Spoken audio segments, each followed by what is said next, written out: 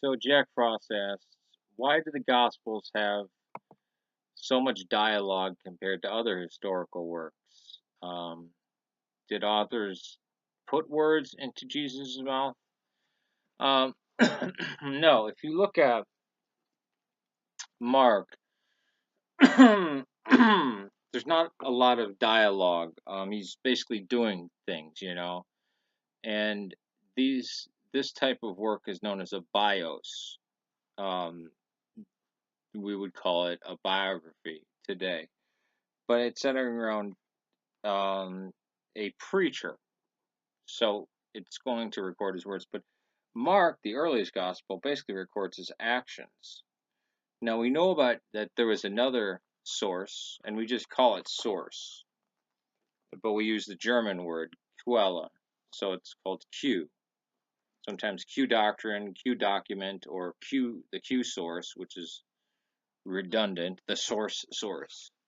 So, um, and Matthew especially, it takes all these things that his followers remembered him saying or he had said, and it breaks them up into 5 sections. I mean, the Sermon on the Mount, which is absolutely supposed to reflect, um, Moses, because Matthew's trying to, he's trying to show Jesus as like a form of the second Moses. So the Sermon on the Mount, when you read it, if you were to take out the Sermon on the Mount, you know, and the first sentence and the sentence immediately before it, and he went up on a mountain, or on a hill, and then at its end, and he came down from the mountain.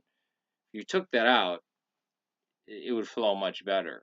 You know, the book would flow, the Gospel of Matthew would flow much better.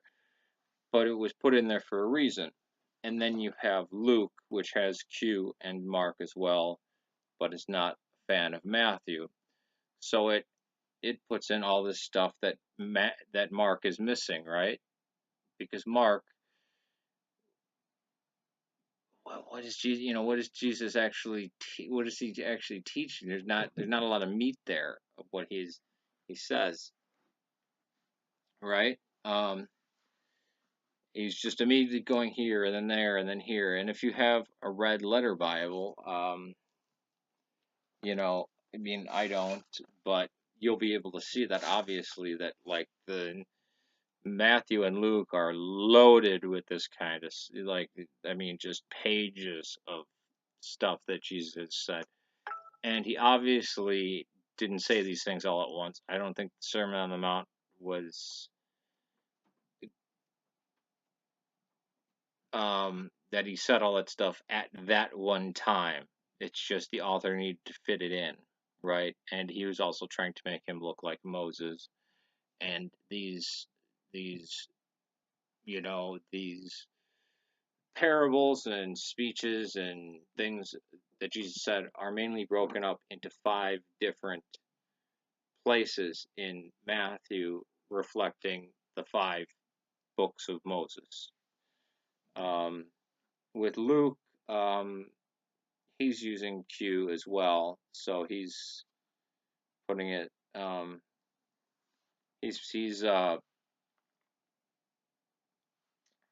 He's putting all this stuff into because he's using the same source that Matthew's using, and he's using Mark as the template. But if you look at Mark and John, it's not really the case that they're so burdened with the words of Jesus. But also, this is a teacher, a rabbi, as well as a preacher who these people think his words are the most important thing, right? Like, this was the wisest man on earth. This was the Word, the Logos incarnate. Literally God incarnate. Or I don't like the term Son of God. I'd rather say the Logos incarnate, the second person of the Trinity incarnate. incarnate speaking. So you're gonna want to have a lot of what he said, um, and that's why you had people saying, "Okay, yeah, Mark, but all this other stuff, this Q, we know he said that this stuff, um, it needs to be preserved because we're being slaughtered by the Romans at an alarming rate. We need to get this in." Matthew did it, but did some screwy things with um, uh, Mark's narrative, where instead of it being for the Jews and the Gentiles, it's for the Jews. What? And the writer of Luke got pissed at that and was like, no, no, no, no, no. I'm not changing Mark's message at all, but I'm adding all this Q stuff that we know that he said. And then we have John, and John is not really related to any of that family. But it is about Jesus, right? And the story really starts at the baptism, when his career starts. I don't care that two of the Gospels have an infancy and one of them has him at 12 years old.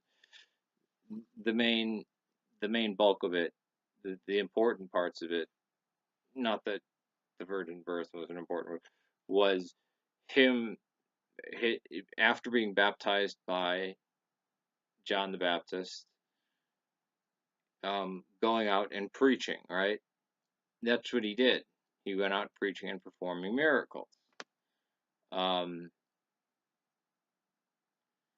Now, it was his teaching that separated him from the rest of the miracle men and all the magicians and stuff of his day that were commonplace.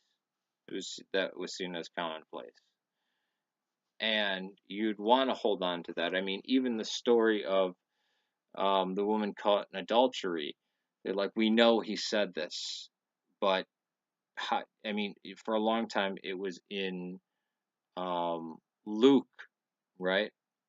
But they're like, we this has to get in, but it winds up in John now. In the versions that we have, the Western version we have, it winds up in John. But but no, these weren't made up things put into his mouth. That's pretty obvious. Keep getting texts, so I'll stop there. But yeah, it's this is not like, I mean, and these writers, they weren't professional writers. Obviously, Mark was not. They were probably scribes. Mark was just someone who was able to read and write, and who was recording what he heard from Peter, right? And then Matthew was probably a scribe in the sense of an actual scribe, and he was Judaizing it. And then you have Luke, who was probably a professional, like, writer, almost like a not like a scribe like Matthew that's described like the scribes and the Pharisees, but like somebody working for, like a Greek library or the local government or something like that. And his writing is beautiful, and it even comes through. He's the most eloquent and everything of the gospel writers. So yeah, you don't. But even between John and Luke, it's not this isn't Tacitus or Pliny. They're not writing long histories. It's writing about somebody, and it's writing about a preacher, and his time teaching is confined to between 1 and 3 years, and that's it. So yeah, it's going to be, that's what the Christians want to know. What else did he say? What else can we learn from this great man, who is our prophet, our Son of God, our name, you name it. Various Christians believed that, so they were yearning for it. That's why so many fake gospels rose up. Well, was one reason why, not the reason why they rose up, but why that oh, the secret text, why people ran after that, or these are the sayings of the living Jesus. Oh, this was recorded when he's alive. Let's chase after that. So it made them so appealing. Now the Gnostic shit is chock full of lies, and just goofiness. But that's why that's why we have so many of these forgeries coming on, or that's why that that's what enabled the Gnostics to get followers. We want to know more, as a Christian. All right, peace to you.